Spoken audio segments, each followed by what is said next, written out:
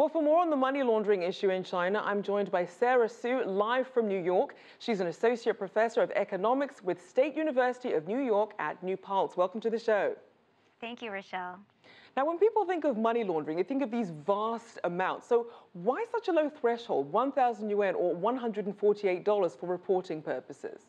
Right, so the threshold does not apply to withdrawal limits or transaction limits. It applies to reporting only.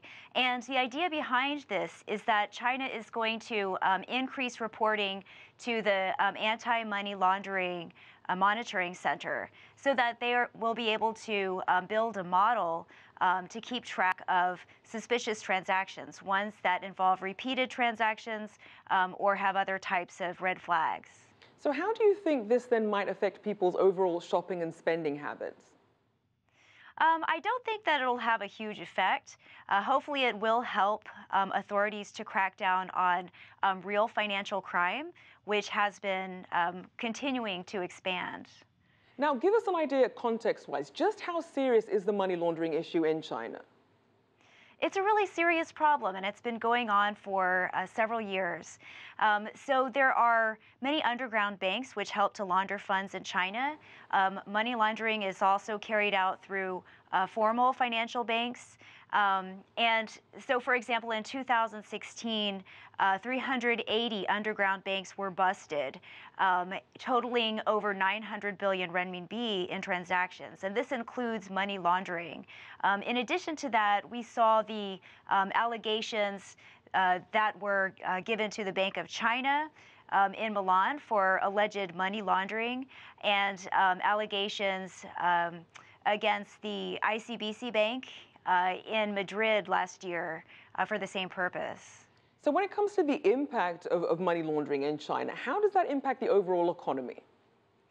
So it has a negative impact. Of course, financial crime is something that abets things like drug smuggling and human trafficking and types of financial flows that are really negative, have a negative impact on the well-being of the economy and of the people. And I would estimate probably at least $100 billion in money laundering transactions are carried out every year in China.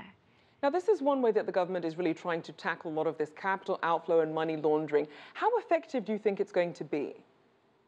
Well, it'll have the effect of flagging repeated transactions. So for individuals who have attempted to move money overseas for the purposes of purchasing real estate for non-criminal purposes, their transactions will likely be flagged.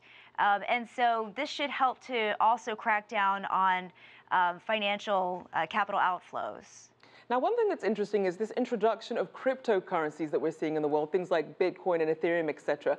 And we also know that the Chinese government is possibly developing or toying around with this idea of having its own digital currency. How do you think these digital currencies will impact efforts to combat money laundering?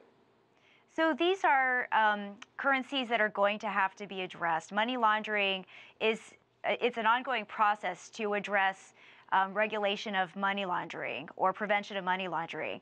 And so China is going to have to implement the same types of regulations for cryptocurrencies. And what about in terms of the global context? Obviously, a lot of times when this money is being laundered, it's not just within the country. There's international cooperation. What's being done in terms of that? So there's a lot of international flows that have stepped up over time. There are, for example, drug smugglers from Colombia who work through Chinese underground banks to launder funds in China. And so all of this takes a great deal of international cooperation. So the greater that China is in compliance with international anti-money laundering regulations, the better.